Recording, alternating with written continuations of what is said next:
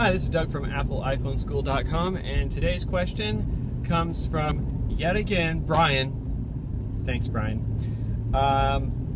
He is a network guy and tech guy at a company, and they're starting to switch over to iPhones, and he got an iPad and things. So his question today is, what is this iCloud setting, and do I really need to do anything with it? Okay. So, for those of you who don't know what iCloud is, or what the cloud is, let's start there. The cloud is technically, basically, computers that another company has that you store your data on. So instead of having it all on your device, it's on theirs. You can access it from multiple computers or web pages or different things like that. So, Apple's iCloud is kind of smart. It's really functional and fair and things like that. Like, first of all, you get 5 gigs of storage, okay? And so what counts against your storage is only your personal data. So if you have your whole phone backing up, it doesn't back up the software that's installed on your phone, not even the games or the apps, because Apple has all of those originals on their main servers in the App Store. So they're not going to count that against you. They only count the data that you add to it. So, like, let's say you go in and play a game and you win so many levels, and there's this tiny little file that says you've beat 5 levels or whatever. You know, there's more information than that, obviously, but it's not very much at all. Usually, the bigger things are like, you know, when you're using video apps and they're storing video, like iMovie on your phone, or like, you know, like iWork, which is like kind of like Word for your iPhone and Apple. So they have like pages and numbers, and Keynote, which is like PowerPoint and Excel and Word. So any documents you would make in there, they take up space and things like that. But really, definitely if you only have one iPhone, this is not gonna eat up very much space. If you go into the iCloud and you can pick which apps are backing up. So let's say, you know, like a Wikipedia app. I mean, first of all, it doesn't have the entire encyclopedia being backed up, but you can turn off the information that is pertaining to, like, maybe bookmarks or favorites. Like, if you don't really care when your phone gets stolen or broken and you have to restore your phone, you're like, I don't really care if that stuff gets backed up. Okay, that'll save you a little bit of space.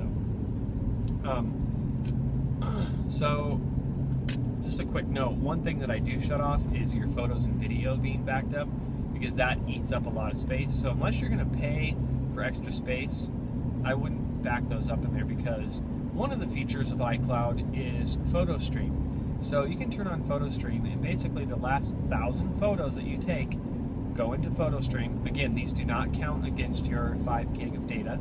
And what's nice about that is if you have an iPad, or you have someone in your family that has an iPhone, or you have an Apple TV, or you have a Mac computer, these are all accessible from there. So Apple TV, pull it up on your flat screen, boom, you can see your last photos, and you don't have to transfer or download or anything like that.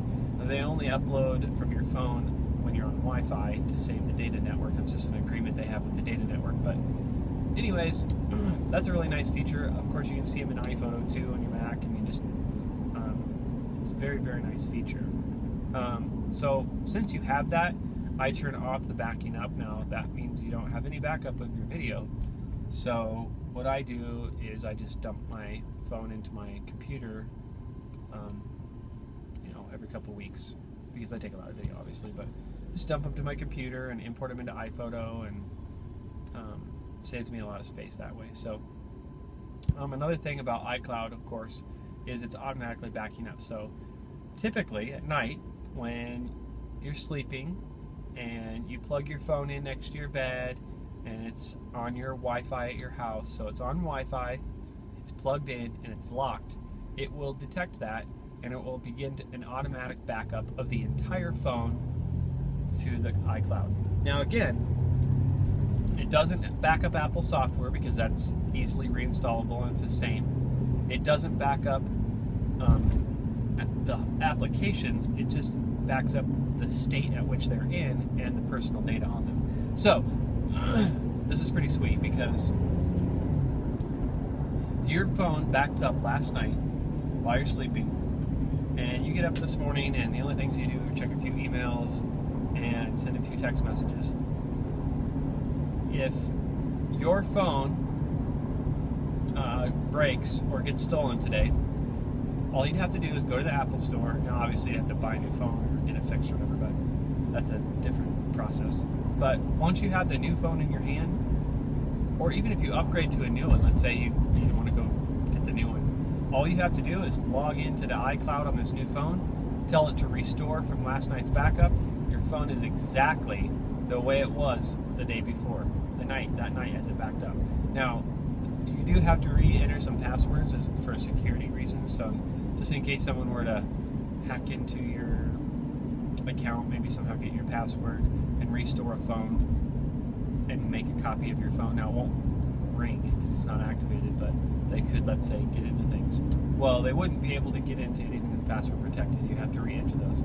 That's a little bit of a pain, but it's nice because it keeps you safe and it backs everything up.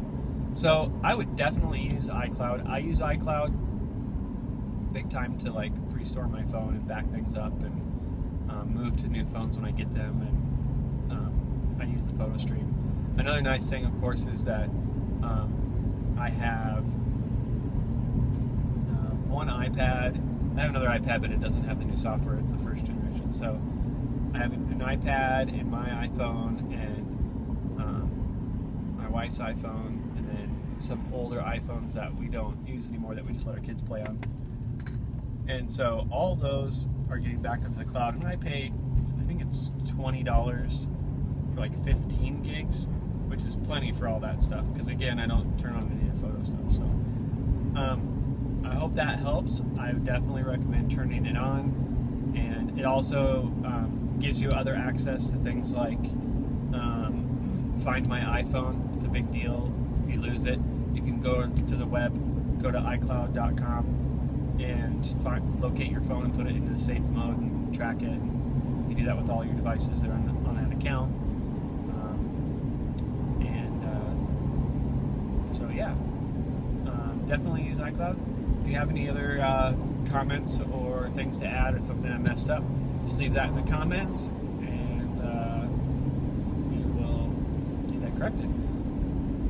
If you have any other questions, you can tweet us at iPhone School on Twitter.